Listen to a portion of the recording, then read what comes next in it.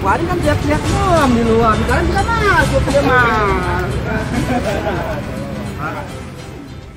Tampak gagah Haji Syaiful Rahmat Dasuki, Ketua Umum Forum Kader Penyelamat Partai yang santer dikenal dengan nama FKPP bersama sejumlah kader FKPP memasuki kantor Dewan Pimpinan Pusat Partai Persatuan Pembangunan. Ketua Umum bersama anggota FKPP ini kembali mendatangi kantor Dewan Pimpinan Pusat Partai Persatuan Pembangunan setelah sebelumnya selama berbulan-bulan menggelar aksi unjuk rasa menuntut mundur Suharso Monoarfa dari Ketua Umum Partai Persatuan Pembangunan. Jerih payah dan perjuangan yang terbilang tidak mudah dalam memperjuangkan tuntutannya ingin menyelamatkan Partai Persatuan Pembangunan.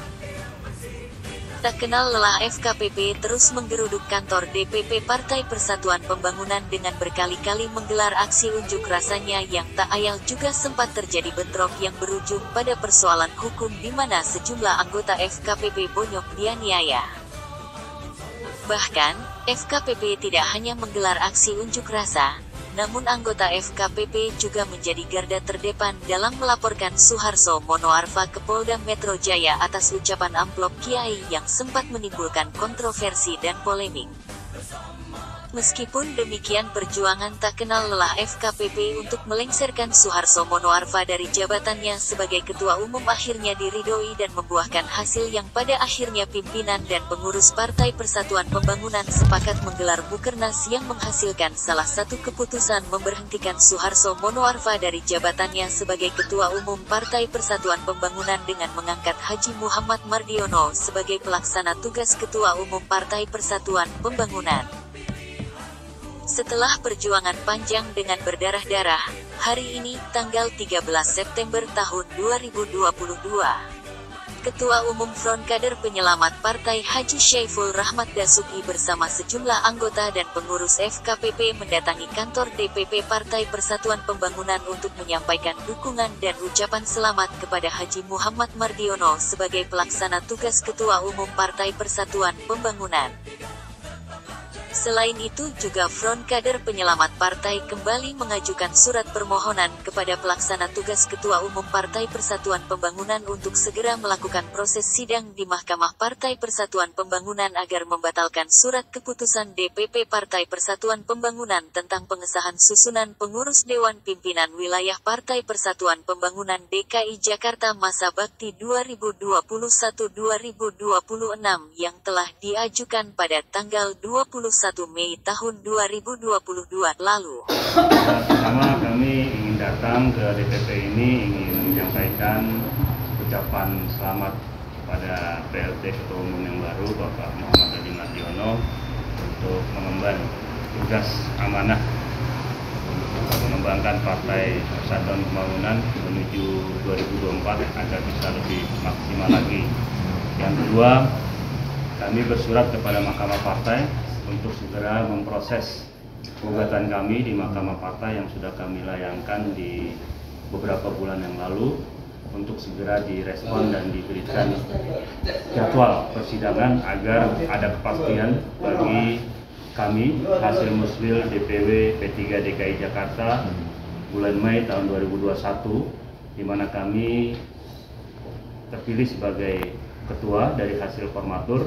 Dan itu kita perjuangkan selama setahun lebih ini dengan perjuangan melalui pengadilan dan akhirnya kita melalui parlemen jalanan yang akhirnya kita dapat melengsarkan Bapak Suharso Monoarfa yang menurut kami, hemat kami adalah bagian dari sebuah masalah yang membuat P3 ini menjadi carut-marut di kader-kader di bawah.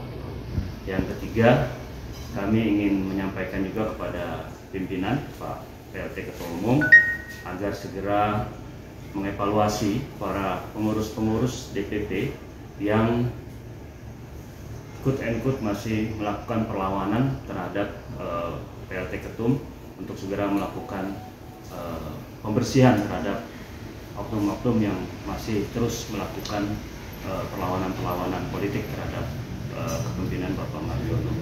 Yang keempat, tentunya kami juga meminta kepada PLT Ketua Umum untuk mengevaluasi 2 kader P3 yang ada di jajaran birokrasi, yaitu 2 orang menteri kita dan 1 orang menteri dan 1 orang wakil menteri, yang kita rasakan tidak ada manfaatnya buat partai, buat umat, sehingga kita butuh kader-kader yang memang mampu menjaga perjuangan P3 ini sebagai aspirasi umat Islam, tentunya mampu mengemban dan menjalankan apa yang menjadi aspirasi umat Islam. Terus yang berikutnya, ya kita kembali kepada tatanan masing-masing untuk terus berjuang bagi P3, khususnya P3 di DKI Jakarta ini, dan khususnya lagi menyambut 2024 kita lebih siap lagi ke depannya. Terima kasih. Bang, terkait Muswil Jakarta ya, hasil Muswil Jakarta, kalau tidak direalisasikan apa akan turun aksi lagi Bang, seperti kemarin Bang? Mungkin saja bisa terjadi karena itu adalah cara berjuang kita. Kalau memang tidak direspon ya mungkin saja masih bisa terjadi. Satu lagi soal laporan ini nih, soal amplop, kasus amplop kayak amplop. Ya itu akan diteruskan atau bagaimana Bang? Gugatan laporan polisi kita sudah direspon oleh pihak Polda Metro Jaya.